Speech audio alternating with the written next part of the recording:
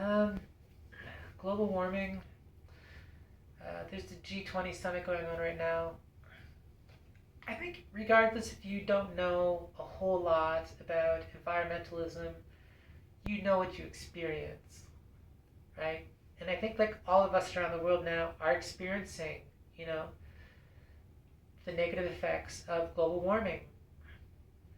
Like, I could go on and on and on about it verbatim. In the States, when Donald Trump was in power, there was this ideology that was like, you're either with us or against us. So it's like, if you're on the side of being Republican, you have to believe, that global warming is just weather. Those days have passed.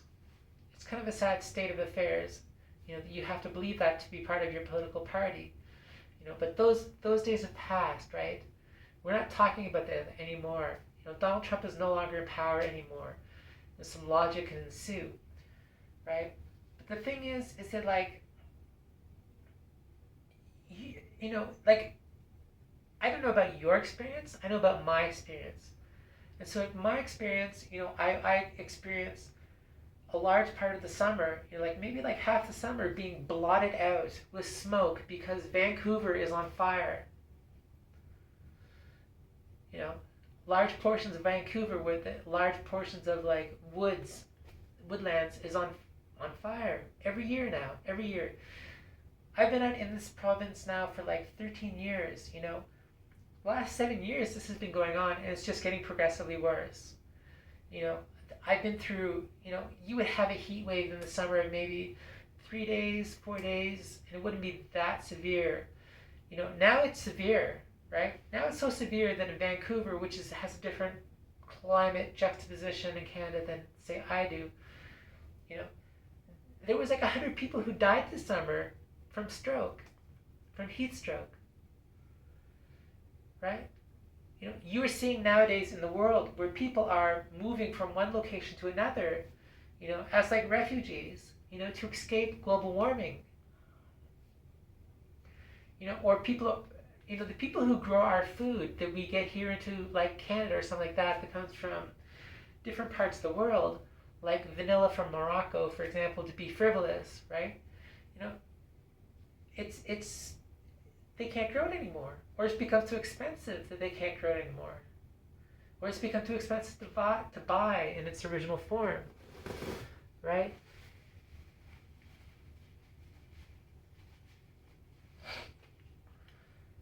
It's gonna get worse, right? It's gonna get worse before it gets better, right? In the States, Joe Biden, has evoked a certain technology, or is bringing in a certain technology, of electronic cars, battery operated cars. I mean,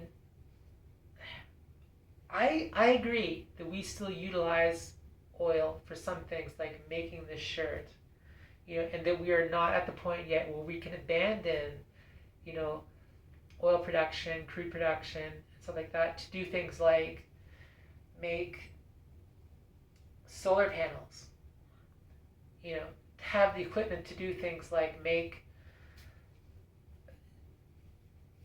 all kinds of different forms of green technologies, whatever you can think of, to make it, to ship it and whatnot, will involve some level of crude. But it's good to see that we're moving away from that, right? Because I think of how many cars are on the road, right? This is a huge aspect of pollution.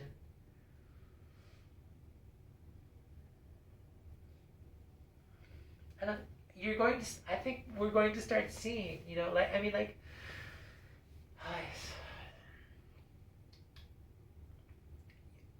look at Germany. Germany has this issue where it has a lot of immigration going on. In Germany, there's an aspect of populism that isn't just hate oriented. There's a number of it's a numbers game as well, right? Germany is kind of a small country,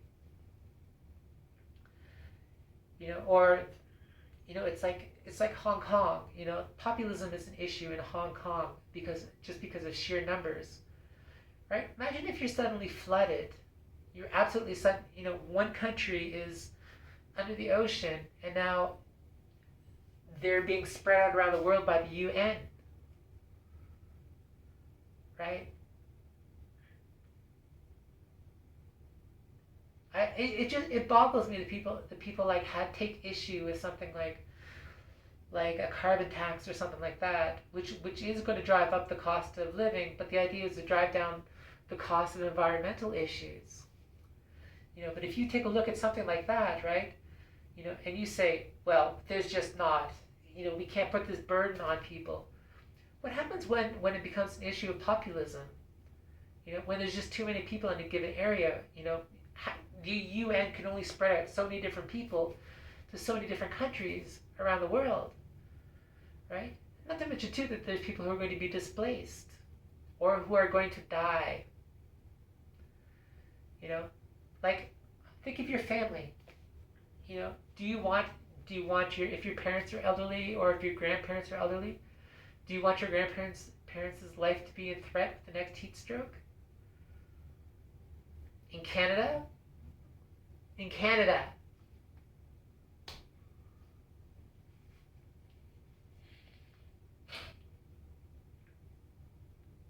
You know, I I experienced like probably like a month of a heat wave this summer. Like 1/3 of my summer was a heat wave. Sometimes there's so much smog, in the province that I'm in, coming in from Vancouver or California, right? That you literally have to wear one of these to make your way down the street. Otherwise, you're inhaling all this soot and smog. You take off this thing, you look at it, and it's got a slightly black film.